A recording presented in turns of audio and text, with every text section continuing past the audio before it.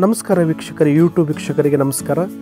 ಇವತ್ತು ಎಷ್ಟೋ ಜನ ನರಳ್ತಾ ಇರ್ತಾರೆ, ಮದುವೆ ಆಗ್ತಾ ಇರುತ್ತೆ. ಮದುವೆ ಆದ ನಂತರ ನಮ್ಮ ಮಕ್ಕಳಾಗಿಲ್ವಲ್ಲ, ತುಂಬ ನಮಗೆ ಬಂಜಿ ಪಟ್ಟವನ್ನು ಕಟ್ಟಿಸ್ತಾ ಇದ್ದಾರಲ್ಲ, ಜನಗಳಿಂದ ತುಂಬ ನರಳಾಟ ಆಗ್ತಾ ಇದೆಯಲ್ಲ, ಮನಸ್ಸಿಗೆ ನೆಮ್ಮದಿಲ್ದಂಗೆ ಆಗ್ತಾ ಇದೆಯಲ್ಲ ಅಂಥ ಜನ ಎಷ್ಟೋ ಜನಗಳು ತಾಯಂದಿರು ಮತ್ತು ನೋಡಬೇಕಂದ್ರೆ ಮದುವೆ ಆಗಲಾರ್ದವರು, ಹೆಣ್ಣು ಆಗಿರ್ಬೋದು ಗಂಡು ಆಗಿರ್ಬೋದು, ಎಷ್ಟವನ್ನು ಜಾತಕವನ್ನು ತಿಳ್ಕೊಂಡು ಜಾತಕವನ್ನು ನೋಡೋಕೆ ತುಂಬ ಕಷ್ಟ ಬೀಳ್ತಿರ್ತಾರೆ.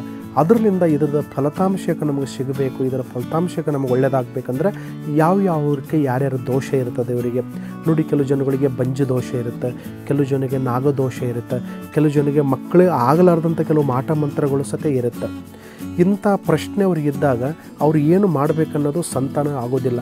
ಎಲ್ಲಿ ಡಾಕ್ಟರ್ ಕಡೆ, ಮೆಡಿಕಲ್ ಕಡೆ, ಎಲ್ಲಿ ಔಷಧವಾಗಿ ಹೋದ್ರೂ ಸತೆ ಅಲ್ಲಿ ಯಾವುದೂ ಫಲ ಸಿಗಲ್ಲ. ಅದಕ್ಕೆ ಫಲದಕ್ಕೆ ಕಾರಣಗಳೇನು? ಇವಾಗ ಮದುವೆ ಆಗಿದ್ದು ಮುಹೂರ್ತ ಚೆನ್ನಾಗಿದೆ ಇಲ್ಲ, ನಮ್ಗೆ ಈ ಸಂತಾನ ಭಾಗ್ಯದಲ್ಲಿ 3 ತಿಂಗಳ 2 ತಿಂಗಳ 6 ತಿಂಗಳ ಈ ಥರ ಮುಟ್ಟು ಮೇಲಿಗೆ ತಿಂದು MC ಒಳಗಡೆ ಪ್ರಾಬ್ಲಮ್ ಇದ್ದಾಗ ಅವರು ತುಂಬ ನರಳಾಟ ಆಗಿಬಿಡಬೇಕಾಗುತ್ತೆ. ಅದರಿಂದ ನಾವು ಹೇಳೋದು ಯಾಕೆ, ಇವರು ಏನು ಕಾರಣದಿಂದ ಈ ಥರ ಆಗ್ತಾಯಿದೆ, ಅದಕ್ಕೆ ಕಾರಣಗಳು ಏನು?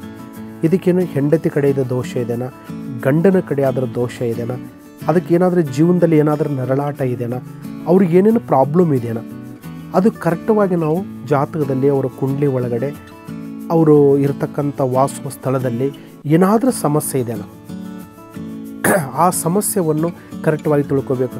ಪ್ರತಿಯೊಬ್ಬರು ಹೇಳ್ತಾರೆ, ನಾನು ಒಂದು ದೇವ್ರಿಗೆ ಬಿಟ್ಟಿಲ್ಲ ಗುರುಗಳೇ, ಕಂಡು ದೇವ್ರಿಗೆ ನಾನು ಕೈ ಮುಗಿದಿದ್ದೀನಿ, ನನಗೆ ಒಂದು ದೇವರು ಕೈ ಕೈಗೂಡ್ತಾ ಇಲ್ಲ. ಯಾವ ದೇವ್ರ ಹತ್ರ ಹೋದ್ರೂ ಸತೆ ನಾನು ಏನು ಪಾಪ ಮಾಡಿದ್ದೀನಿ, ಏನು ನಾನು ಕರ್ಮ ಮಾಡಿದ್ದೀನಿ, ನನ್ನಲ್ಲಿ ಯಾಕೆ ಈ ಥರ ಕಾಡ್ತಾ ಇದೆ ಅಂಥ ಮನಸ್ಸಿನಲ್ಲಿ ಮೆಂಟಲಿ ತುಂಬ ಕಾಡ್ತಾ ಇರುತ್ತೆ. ಅದರಿಂದ ನೀವು ತಿಳ್ಕೊಬೇಕಷ್ಟೇ, ನಿಮ್ಮ ಮನೆಯಲ್ಲಿ ಯಾವುದಾದ್ರೂ ದೋಷ ಇದ್ದರೆ, ಏನಾದರೂ ಕಂಟಕ ಇದ್ದರೆ, ಏನಾದರೂ ಗಂಡಂತರ ಇದ್ದರೆ, ಅದು ಮಕ್ಕಳು ಯಾಕೆ ಆಗಲಿಲ್ಲ ಅಂದ್ರೆ ಸತೆ ಆ ಮಕ್ಕಳದ ಬಗ್ಗೆ. ಇವಾಗ ಹುಟ್ಟುತ್ತಾರೆ ಮಕ್ಕಳು, ಹುಟ್ಟಿದ ಮೇಲೆ ಕೆಲವು ಜನ ಉಳಿಯೋದೂ ಇಲ್ಲ. ಎಷ್ಟೋ ಜನ ಹುಟ್ಟಿದಂಥ ಮಕ್ಕಳು ಎಷ್ಟೋ ಜನ ಫೇಲ್ ಆಗ್ತಾ ಇರ್ತಾರೆ, ಅಂದ್ರೆ ಸತ್ತೋಗಿಬಿಟ್ಟಿರ್ತಾರೆ. ಅದರಿಂದ ಕಾರಣಗಳು ಏನಂತ ಗೊತ್ತಾಗಿರೋದಿಲ್ಲ. ಮತ್ತು ಎರಡನೇದಲ್ಲಿ 5 ತಿಂಗಳ 6 ತಿಂಗಳ ಈ ಥರ ಮುಟ್ಟು ನಿಂತು ಅಲ್ಲಿ ಫೇಲ್ ಆಗ್ತಾ ಇರುತ್ತೆ, ಅಲ್ಲಿ ಏನಂತ ಗೊತ್ತಾಗೋದಿಲ್ಲ. ಇಲ್ಲಿ ಮೆಡಿಸಿನ್ ತೊಗೊಬೋದು, ದೇವ್ರ ದಿಂಡ್ರು ಪೂಜೆ ಮಾಡೋದು ಮುಖ್ಯ ಅಲ್ಲ, ಅದಕ್ಕೆ ಏನು ಕಾರಣ ಇದೆ, ಅದು ಏನು ಕಾರಣದಿಂದ ದೋಷ ಇದೆ, ಅದಕ್ಕೆ ಏನು ಬಂಜು ದೋಷ ಈ ಥರ ಯಾಕೆ ಎಫೆಕ್ಟ್ ಆಗ್ತಾ ಇದೆ.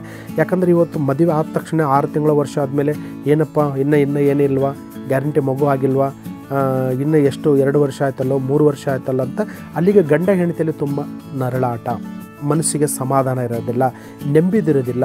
ಯಾವುದು ಮಾಡಿದರೆ ನಮಗೊಂದು ಫಲ ಸಿಗೋದಿಲ್ಲ. ಆ ಫಲಿತಾಂಶಕ್ಕೆ ಸಿಗಬೇಕಂತ ಹೇಳಿದರೆ ನಮ್ಮ ಜೀವನದಲ್ಲಿ, ನಮ್ಮ ಲೈಫ್ನಲ್ಲಿ, ನಮ್ಮ ವಿಚಾರ ಆಚಾರದಲ್ಲಿ ಕರೆಕ್ಟವಾಗಿ ನಾವು ಪ್ಲಾನ್ ಮಾಡ್ಕೋಬೇಕು. ಪ್ಲಾನ್ ಮಾಡಿಕೊಂಡು ನಮಗೆ ಸಂತಾನ ಬಗ್ಗೆ ಕರೆಕ್ಟ್ ನಿಮಗೆ ತೊಂದರೆ ಇದ್ದರೆ, ನಿಮಗೇನಾದರೂ ದೋಷಗಳಿದ್ದರೆ, ನಿಮ್ಮ ಯೂಟ್ಯೂಬ್ ವೀಕ್ಷಕರಿಗೆ ನಾನು ಹೇಳೋದಷ್ಟೇ, ನಿಮ್ಮ ಯೂಟ್ಯೂಬಲ್ಲಿ ನಮ್ಮ ಕಾಲ್ ನಂಬರ್ ಬರ್ತಾಯಿದೆ. ಸಂತಾನದಲ್ಲಿ ತುಂಬ ಲೇಟ್ ಆಗಿದೆ, ಆರೋಗ್ಯದಲ್ಲಿ ತುಂಬ ತೊಂದರೆ ಇದೆ, ಮನಸ್ಸಿಗೆ ನೆಮ್ಮದಿಲ್ಲ, ಎಷ್ಟೋ ಬರೀ ದುಡ್ಡು ಖರ್ಚು ಮಾಡ್ತೇವೆ, ನಮ್ಮ ಮಕ್ಕಳಾಗ್ತಾ ಇಲ್ಲ ಅಂದರೆ ಅದಕ್ಕೆ ಪರಿಹಾರ ಶತಸಿದ್ಧವಾಗಿದೆ.